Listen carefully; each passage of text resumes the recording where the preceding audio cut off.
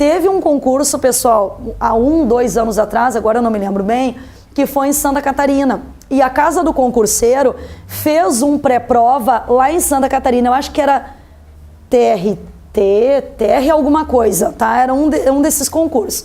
E aí eu me lembro que o meu irmão André, ele foi dar aula nesse pré-prova. Então, era um sábado que tinha aula assim o dia inteiro, das 8 da manhã até as 8 da noite. E no domingo tinha a prova de manhã. Olhem o que meu irmão me aprontou, tá? Eu não fui, né? Fiquei, tá?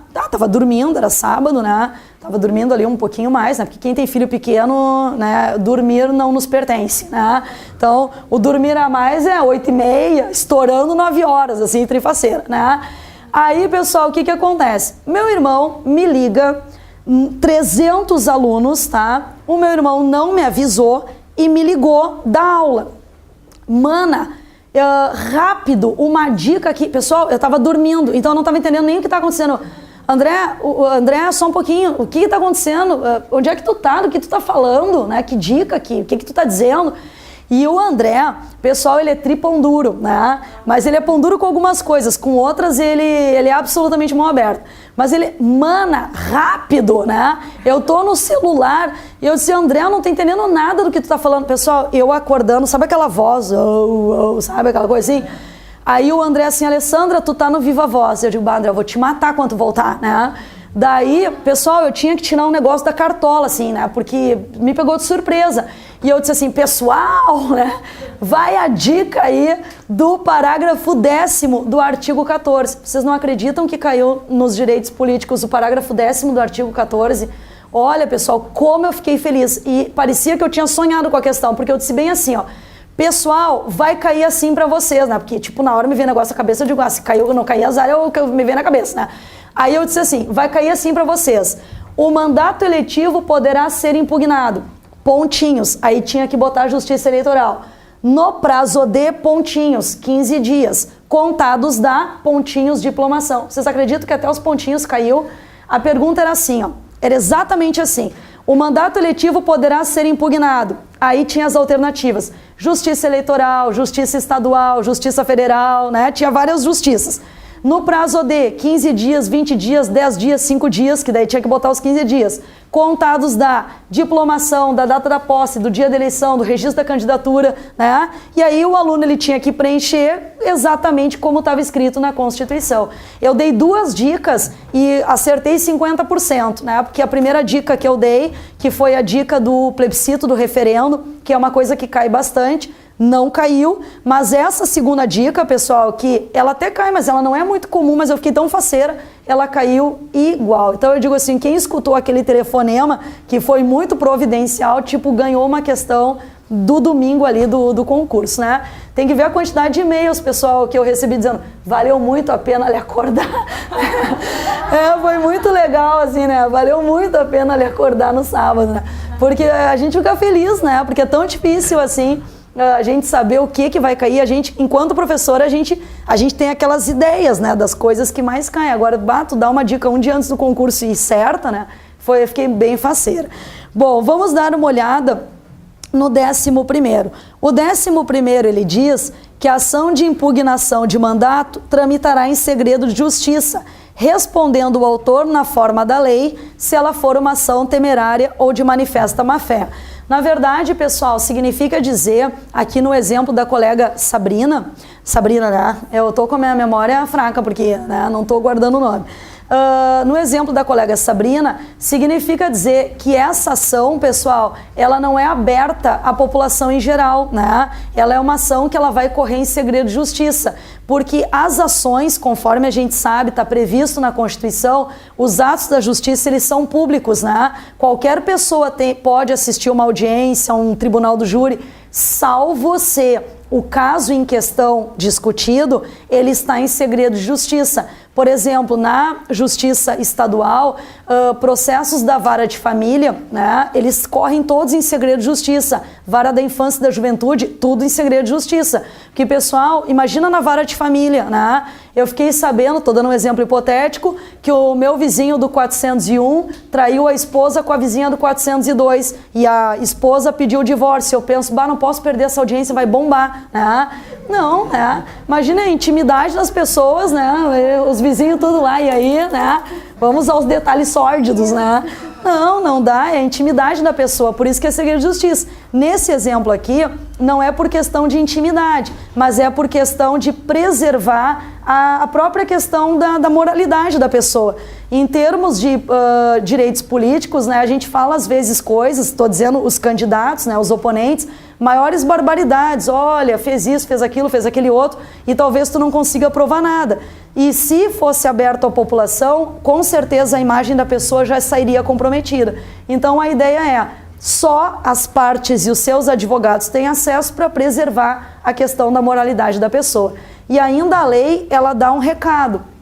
Ela diz, se a minha ação ela for temerária, significa dizer, eu não tenho provas do que eu estou afirmando, ou se ela for de manifesta má-fé, a minha única intenção é prejudicar o meu oponente, quem vai responder na justiça sou eu por litigância de má-fé.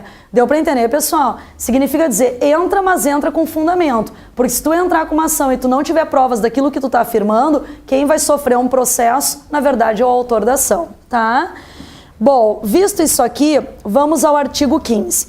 O artigo 15, pessoal, ele também cai bastante em termos de prova, tá?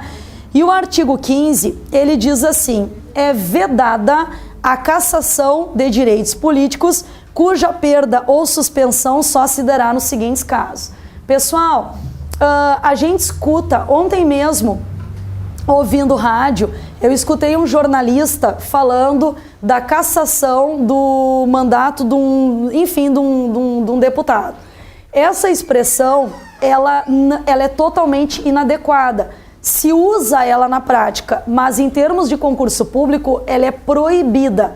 Cassação remete a uma perda arbitrária, remete à época da ditadura, quando as pessoas tinham os seus mandatos cassados sem qualquer chance de defesa. Se desconfiava que a pessoa tinha uma posição contrária ao governo e aquilo era motivo suficiente para a pessoa perder o mandato. Hoje, pessoal, a Constituição, que é democrática, a perda do mandato ela só ocorre mediante um processo, aonde se possibilita, obviamente, a defesa da pessoa. Então, não se fala em cassação, se fala em perda ou se fala em suspensão. Qual é o problema, pessoal, da Constituição? A Constituição não diz quando é que é perda, não diz quando é que é suspensão. E nos concursos públicos, eles sempre pedem assim, marque a única alternativa abaixo que corresponde a um caso de suspensão, ou marque a única alternativa abaixo que corresponde a um caso de perda. Bom, vamos então estudar, né? O inciso 1º, ele trata do cancelamento da naturalização por sentença transitada em julgado. Vocês acham que isso é perda ou é suspensão?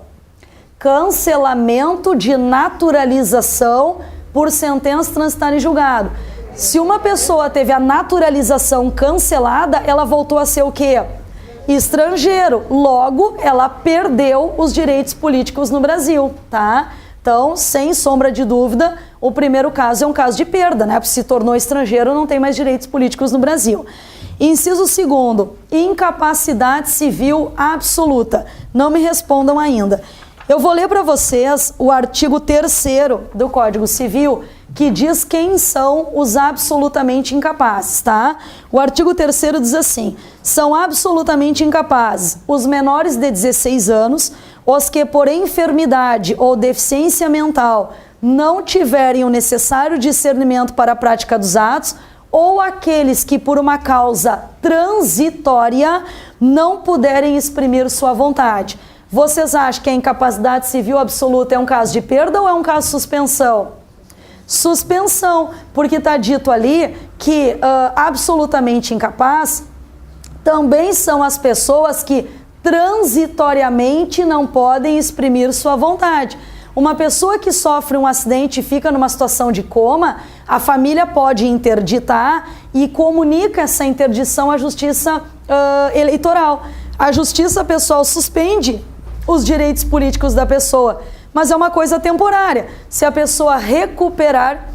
Eu tô sentindo um cheiro de queimado, Aqui eu sinto bem leve, assim, mas eu tô sentindo. De repente tem que desligar para evitar que queime, né? Bom, pessoal, o que eu ia dizer para vocês, então, é que a incapacidade civil absoluta ela é um caso de suspensão. Por quê? Porque se a pessoa sair do estado de coma, ela recuperará os direitos políticos dela. Tranquilo? Vamos ao inciso 3º. Condenação criminal transitada em julgado enquanto durarem seus efeitos. O que vocês acham? Perda ou suspensão?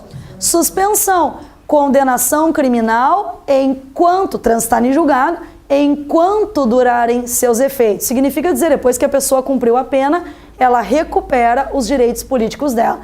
Pergunto, pessoal, preso provisório vota? Aquele que não teve ainda condenação transitada em julgado vota? Vota, pessoal. Só que tem um detalhe, olha só. O preso provisório, tá? Lembram aquela que foi acusada de ter...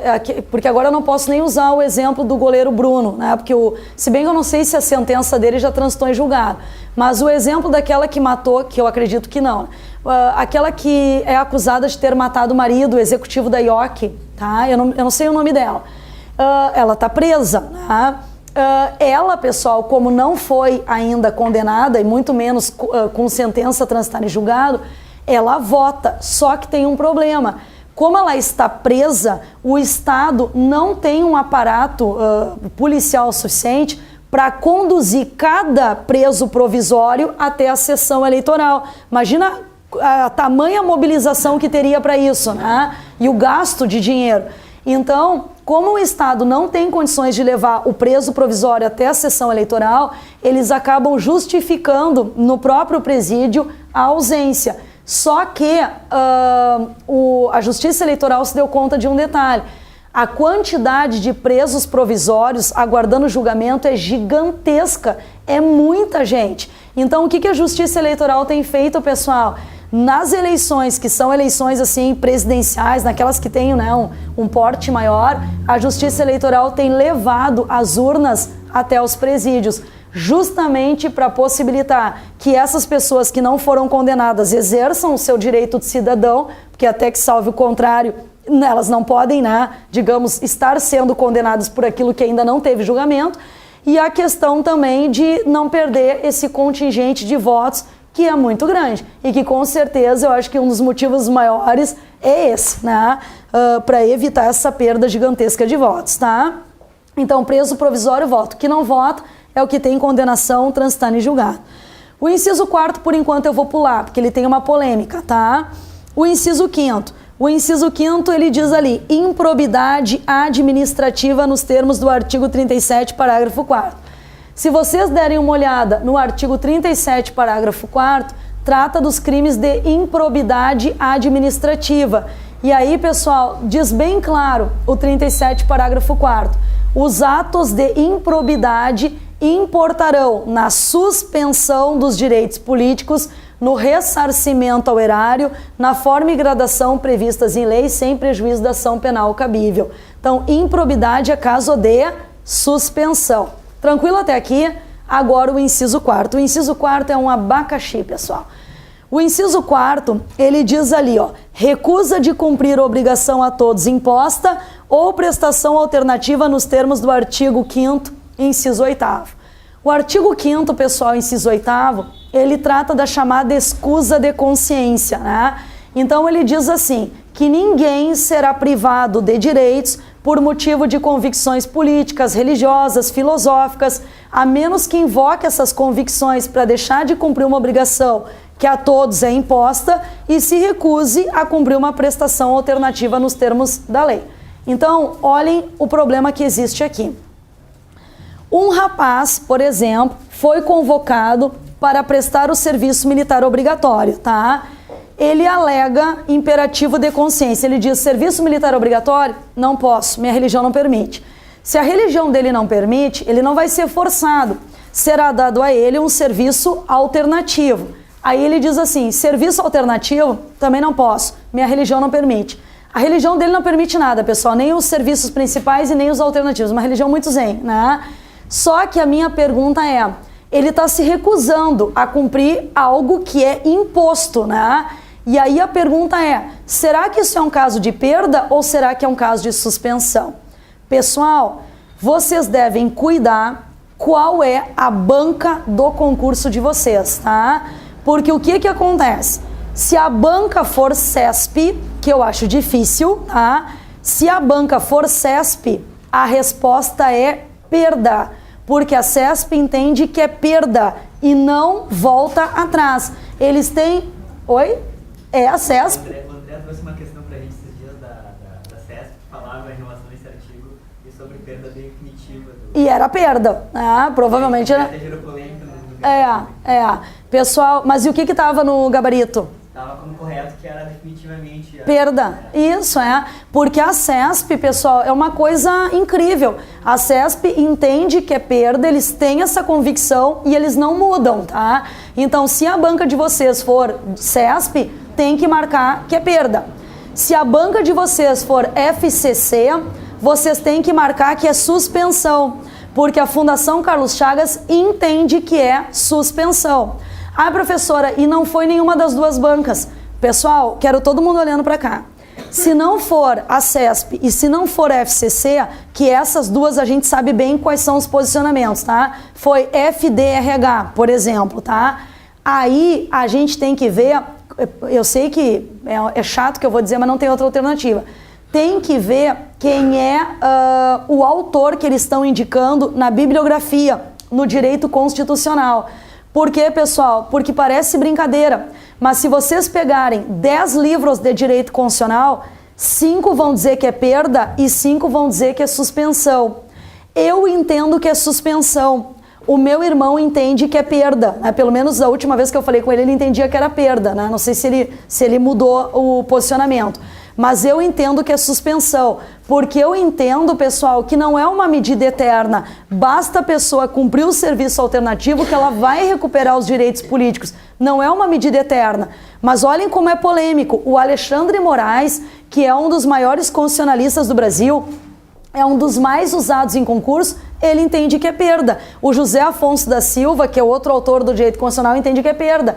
O Adilâmego Bulos, Adriano Soares da Costa, que são outros autores, entendem que é suspensão. Então, qual é o conselho que eu dou, tá? Se vocês querem acertar uma questão dessa natureza. CESP, nem precisa procurar, vou marcar que é perda. FCC, nem precisa procurar, vocês vão marcar que é suspensão. Não é nenhuma dessas duas bancas, bom, aí não tem essa questão tão assim, tão clara. Aí vocês olhem quem é o autor indicado no constitucional. E nesse autor, vocês procurem essa questão que eu estou falando e vejam qual é o posicionamento desse autor. Deu para entender, pessoal? Se eles indicarem Alexandre Moraes, é perda. Se indicarem José Afonso da Silva, é perda. Se indicarem esse outro autor que tem um nome bem complicado, o Adilâmego Bulos, é suspensão. Adriano Soares da Costa, suspensão. Viram? É uma questão complexa. Eu sempre digo, tomara que não caia em prova, tá? Porque ela é uma questão que ela não tem uma resposta pronta, tá? Bom, para terminar a nossa aula, vamos olhar o artigo 16. O artigo 16, pessoal, ele diz ali que a lei que alterar o processo eleitoral, deixa eu só pegar aqui, a lei que alterar o processo eleitoral entrará em vigor na data de sua publicação, não se aplicando a eleição que ocorra até um ano da data de sua vigência. A minha pergunta é possível que num ano de eleições seja aprovada e entre em vigor uma lei que mude o processo eleitoral? É totalmente possível, que é o que aconteceu com a lei da ficha limpa no ano de 2010. Era um ano de eleições e foi publicada, entrou em vigor naquele ano a lei da ficha limpa. Mas o que o artigo 16 está nos dizendo? Que ela entrará em vigor imediatamente após a sua publicação, com apenas um detalhe. Mas ela só poderá ser aplicada à eleição que ocorra um ano após a data da sua vigência. Tanto é verdade que a lei da ficha limpa só foi aplicada nas eleições de 2012. Deu para entender, pessoal? Para evitar aquelas medidas de última hora para favorecer algum candidato. Se muda o processo eleitoral, favorecendo ou prejudicando alguém. Então, ela pode entrar em vigor, e ela entra, só que ela só surtirá os seus efeitos na próxima eleição. Deu para entender, pessoal? Finalizando, pode cair para vocês a matéria partidos políticos, tá? Então eu vou fazer um comentário. Partidos políticos são pessoas jurídicas de direito público ou são pessoas jurídicas de direito privado? O que vocês acham? Pessoas jurídicas de direito privado, tá? Como é que eu tenho essa certeza? Porque diz a nossa Constituição que o Estado não pode interferir, tá? Então, diz a Constituição que o partido tem autonomia para definir sua estrutura interna, suas regras de fidelidade partidária, né? Não tem interferência do Estado. Por isso que é uma pessoa jurídica de direito privado, não pessoa de direito, jurídica de direito público. Tranquilo até aqui? Outro detalhe. A Constituição, ela diz que partido político só tem que preservar a questão da soberania nacional, né?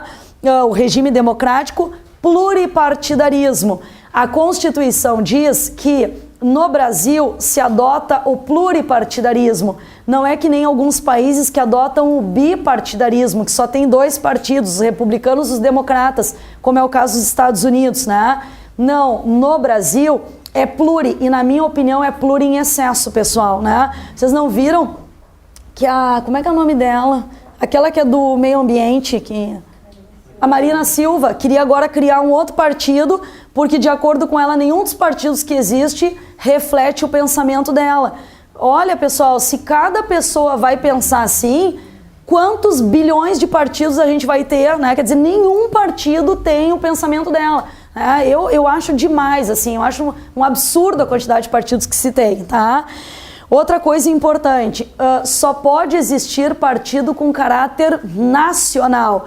Não pode ter partido regional, tá? Não pode existir um partido no Rio Grande do Sul que não exista, né, nos outros estados do Brasil. Então ele tem que ter um caráter nacional.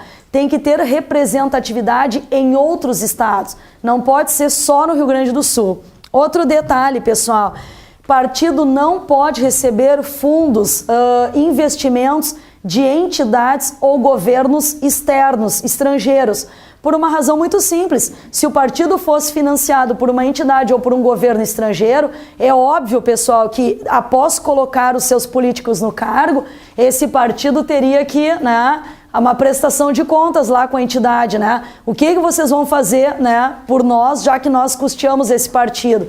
Então não dá, porque o objetivo, obviamente, é proteger os interesses nacionais e não interesses externos, né? Outra coisa, presta contas à Justiça Eleitoral, né? Sempre nas eleições se coloca lá no site da Justiça Eleitoral toda a prestação de contas, né? O que cada candidato possui em termos de patrimônio, né? Quais foram os investimentos, as doações que cada candidato recebeu, que é a questão da transparência, né? Para mostrar que não tem abuso de poder econômico ali. Ou, né, dinheiro que venha, digamos, de forma não declarada.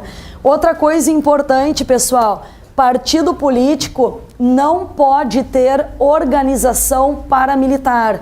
O que é uma organização paramilitar? Organização semelhante às Forças Armadas. Nós temos uma lei que regulamenta todo partido político que diz que é proibida a utilização de uniformes, tá?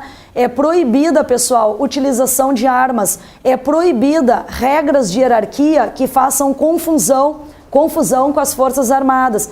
Porque, pessoal, imagina se o partido político adota uma cor, um uniforme que é parecido com o das Forças Armadas. A pessoa diria, esse partido é bom, né? Esse partido aí é da Marinha, da Aeronáutica, né? Quer dizer, levaria as pessoas a uma confusão. Por isso que é proibido, tá? E para finalizar, pessoal, diz que todos os partidos políticos têm acesso ao fundo partidário, né?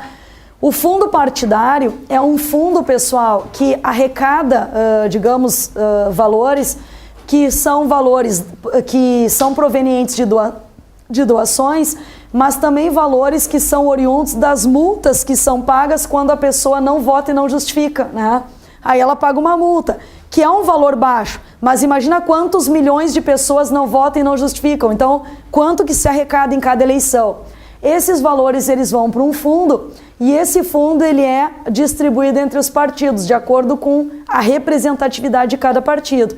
Esses fundos, eles são usados para custear campanha, propaganda no rádio, propaganda na televisão, né, para ajudar o partido. Ficou claro, pessoal? Criaturas divinas, encerramos então a nossa matéria, né? Terminamos por aqui. Agradeço muito a atenção de vocês. Na apostila tem exercícios, tá? Tanto de nacionalidade quanto de direitos políticos. Qualquer dúvida que vocês tenham, né, quando forem resolver os exercícios, é só mandar um e-mail, tá, pessoal? Às vezes eu demoro um pouquinho para responder, mas eu respondo, só mandar pelo EAD, tá? Que daí eu recebo lá a pergunta pelo fórum e eu respondo, tá bom? Muito obrigado, um excelente final de semana a todos, né? E até uma próxima oportunidade.